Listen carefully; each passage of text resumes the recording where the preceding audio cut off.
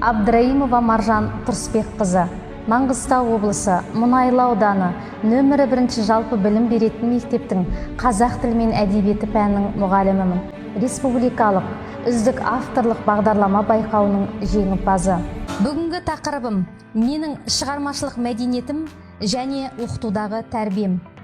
Тақырыпқа арқау болған мәселе бүгінгі таңда әлеуметтік желілердің шектеусіз ақпараттары білім алушылардың көркем әдебиетті оқуға деген қызығушылығын төмендетіп отыр.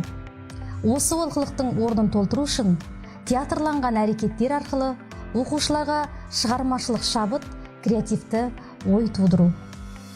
Мақсатым көркем әдебиеттегі шағын эпизодтарды сахналау арқылы оқушылардың жан-жақты қабілеттерін ашып, көркем әдебиетті сүюге деген ынтасын ояту. Міндеттерім сабақ процесінде шағын сахналық қойылымдарды қойып, әдебиетті өнер табиғатына сай оқи білуге үйрету.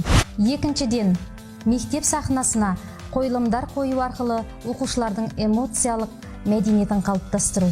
Үшіншіден, аудандық, облыстық, республикалық байқауларға оқушыларды қатыстыру. Ең алдымен, оқушыларды сабақ барысында театрланған әрекетке баулу үшін сабақтың мынандай мақсаттарына сай жоспарлау керек. Көркем шығармалардан шағын көлемді үзінділерді мәнерлеп оқу, жатқа айту, көркем шығармадағы кейіпкерлер портреті мен іс-әрекет арқылы образын ашу, әдеби туындылардағы кейіпкерлердің типтерін тек тұрғысынан сипаттау, автор бейнесі, эпикалық, поэзиялық, драмалық шығармадағы автор бейнесін анықтау. Осы мақсатты өту барысында сабақты сахналық қойылымға арнап жоспарлау керек. Негізгі сюжетті сақтап шығармаға бірнеше өзгерістер енгізіп, драмалық туындыға келтіруге болады. Бұл баланың қиялын шарықтатады. Бұл тәжірибе 10 жылға жуық жеке шығармашылық жұмыс ретінде күнделікті сабақтарымда жүзеге асты. Қазіргі жаңартылған білім мазмұнындағы тақырыптар да менің бұл шығармашылық бағытыма ыңғайлы бола түсті. Себебі бір тақырып бірнеше сағатқа беріліп, мақсаттарда шығарма үзінділеріне сай болып отыр. Айқын мақсат, мұғалімнің ізденісі,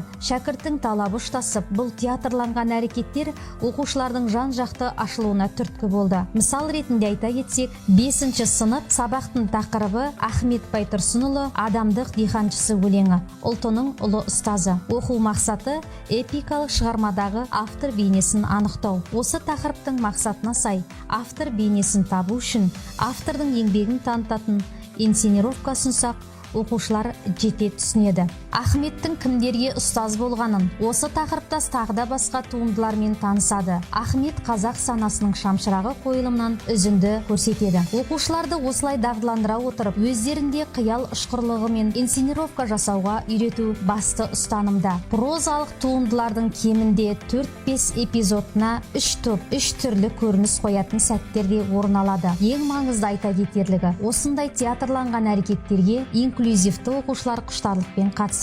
Сабаққа деген қызығушылық артып, әдебиет сабағынан жақсы баға алу үстінде. Сахнаға біршама төселген оқушылар көлемді, жалпы адамзаттық құндылықтарды насихаттайтын қойылымдарды мектеп сахнасына қоюға, өзін көрсетуге талпынады. Бос уақытын тиімді пайдаланады. Шығармашылық тақырып аясында 25-тен астам сахналық қойылымдардың сценарийлері жазылып, сабақ процесінен бастап сыныптан тыс шара ретінде мектептің акт залында сахналанып, көптеген оқушының көріп, адами құндылықтарды бойына сіңіруіне жол ашты.